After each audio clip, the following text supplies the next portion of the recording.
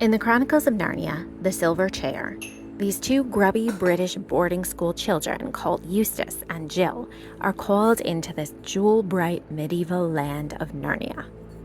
The High King, the lion Aslan, commissions Eustace and Jill to take up a serious mission and go find the lost Prince Rilian. He gives them these 4 signs to follow to complete their quest.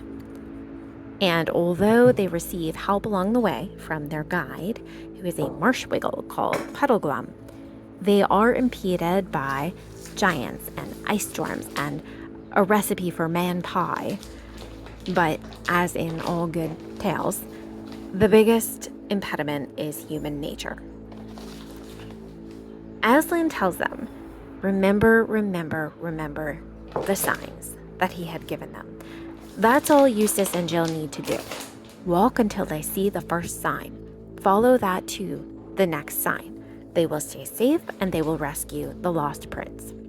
But they just keep, as they say, muffing the signs. So the first sign is, the first person that Eustace sees in Narnia will be an old friend and he is supposed to greet them right away. But he doesn't. First, Jill is being prideful and stubborn, and then he is being prideful and stubborn. So he never even realizes what he is supposed to do until it is too late. And the second sign is to find the ruined city of the ancient giants. The third sign is to follow the instructions they would find there written on stone. But by the time they arrive in the ruined city of the ancient giants, they are very cold and hungry. If they'd been thinking of the signs at this point and followed them, they would have found their way out of the cold and possibly to food. But instead, they took some bad advice from a false friend and they literally said, bother the signs. And they ended up trapped and in danger of being made into pies. And then the fourth sign, they finally got it right. They were pretty desperate at that point, and when they saw the sign, it was literally glaring and shouting in their faces. And they still struggled with it because it would have been a hard thing to do to follow that sign. But they did it, and they were safe, and they rescued the prince. So, remember the signs. As we know, Narnia often represents Christianity, and we know that to fulfill our own missions and stay safe, follow the signs, that is what we must do. And where do we find our signs? Because a really gentle but terrible lion is not issuing them from a cliff top. They are in the Bible. And my favorite set right now of what appear to be very clear signs are in the book of James. The writer of the book of James is believed to be Jesus's half-brother. And as he literally lived with Jesus and followed him around, he ended up writing out some very wise and very good instructions to the early Christian church and now to us. And I love these instructions, but I do tend to forget them.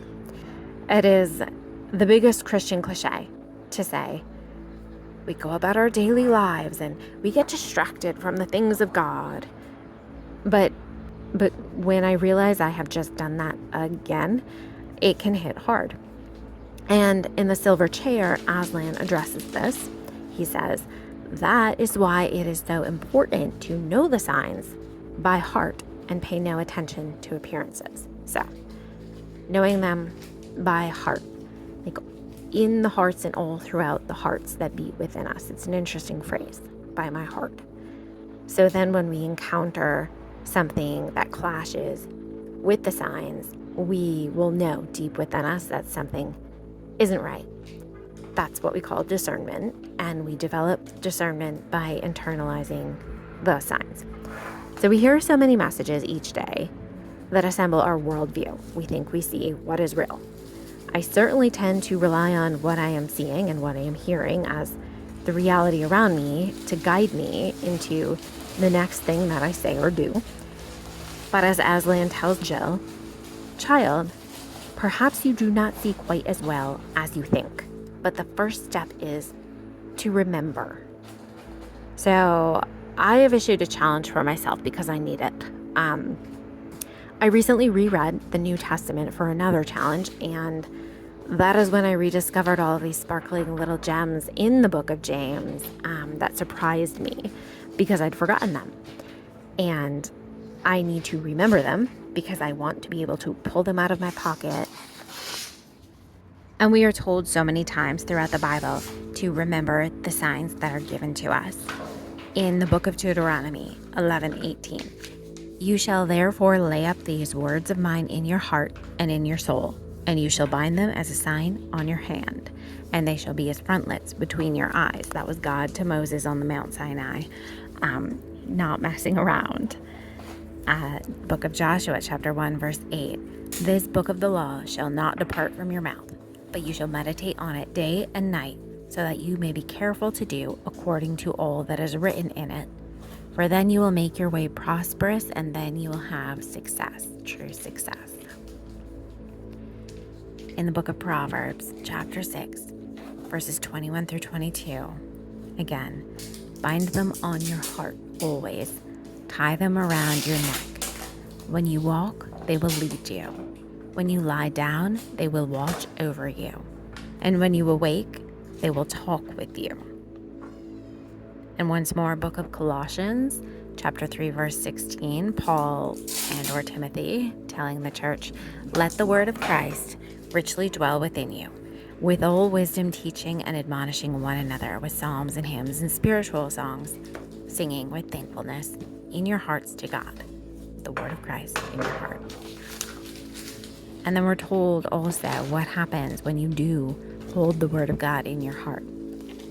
Psalm 119:11, David tells God, your word I have treasured in my heart that I might not sin against you. And later in 37:31, the law of his God is in his heart, his steps do not slip.